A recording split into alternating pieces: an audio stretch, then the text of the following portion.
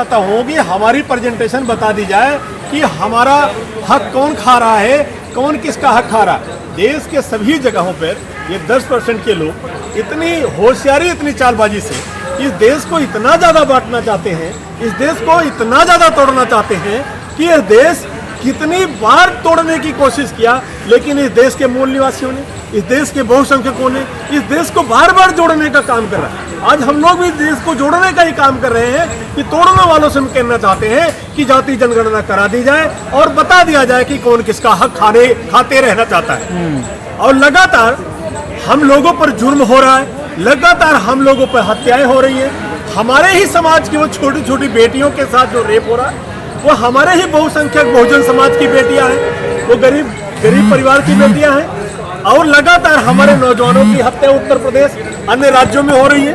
वो हमारे ही समाज के लोग हैं जो बीडीसी बनना चाहते थे, जो प्रधान बनना चाहते थे, जो विधायक बनना चाहते थे, जो सांसद बनना चाहते हैं, जो मुखर होकर के यह आवाज उठाना चाहते हैं कि जाति जनगणना होनी चाहिए, जो कहते हैं कि मंडल कमीशन संपूर्ण रूप से लागू होना चाहिए, जो कहते हैं कि बाबा साहब के संविधान को जो तोड़ने की कोशिश करेगा उसके सामने हम अपने सीने पर गोली खाने के लिए तैयार हैं और शहादत देने के लिए तैयार हैं। उन लोगों की हत्या करना चाहते हैं, उन लोगों को देशद्रोही करार देना चाहते हैं। आज इस मिशन के अंदर हमारे साथ सैकड़ों संगठन यहाँ पे मौजूद हैं और सैकड़ों संगठनों ने ये लगातार, हम लोगों ने कई कोशिशें की है। आप सभी मौजूद रहे हैं कॉन्स्टिट्यूशन क्लब के अंदर, मालवंकर हॉल के अंदर भी कई हमारी मीटिंगें हुई, आप सभी मौजूद थे।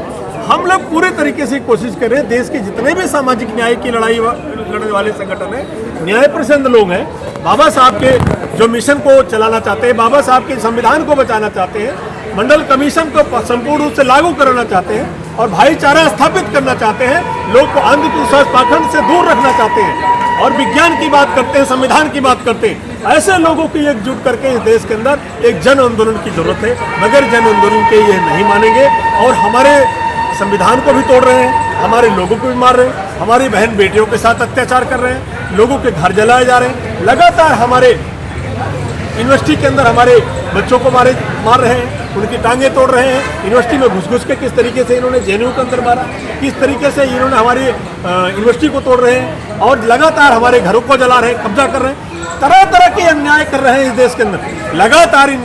आप दिल्ली के अंदर हो, आप एक सर्वे करके देख लीजिए कि किस तरीके से इनका एक तरीके से निजीकरण पहले से चलता आया है। लगातार पोस्ट कॉलोनियां किसकी है?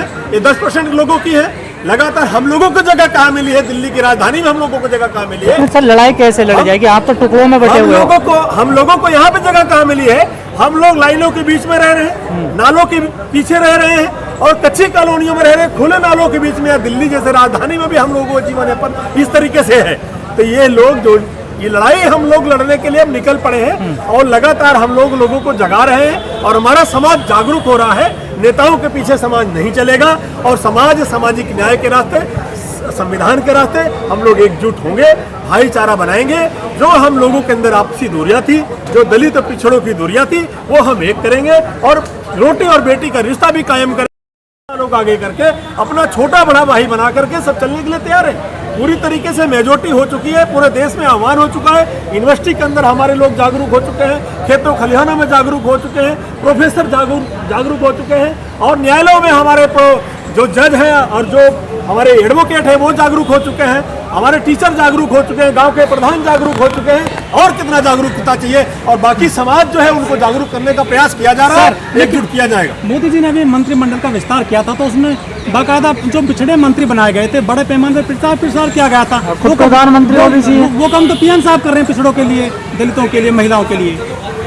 ये बहुत हद तक हमारे लोगों ने इस बात को समझ नहीं पाए थे, लेकिन अब 2022 का जो चुनाव है, उत्तर प्रदेश का चुनाव है, इसमें पूरी तरीके से हम लोगों ने जन जागरूकता अभियान के तहत गांव-गांव पांव-पांव जाकर के इस अभियान को भी कामयाब कर दिया है। हम बता करके गाँव के अंदर लोगों को जागरूक कर रहे हैं कि आपको किसे वोट देना है, किसे नहीं वोट देना है। आपको कमंडल को वोट नहीं देना है, कमंडल जहां भी जाए उसे हराने का काम करना है। अगर नेता नहीं जागरूक है, समाज को जागरूक करो, हमें कमंडल को हराना है और मंडल को जिताना है और बाबा साहब के मिशन को मंडल का तो विरोध करते हैं ना लोग आज भी। जी, ओबीसी समाज के तो तमाम लोग मंडल का तो आज भी विरोध करते हैं ना। अरे मूर्ख तो तब भी थे, आज भी है भाई। उनको भी समझाने का कोशिश किया जा रहा है, लेकिन लड़ाई आगे लड़ी जाएगी। लोग तो अपने आप को तो जो है वीर अहिर भी कहते हैं, क्षत्रिय अहिर कहते हैं, जाति संगठन तमाम बन रखे हैं। यादव समाज के अंदर, SC ST के अंदर, OBC के अंदर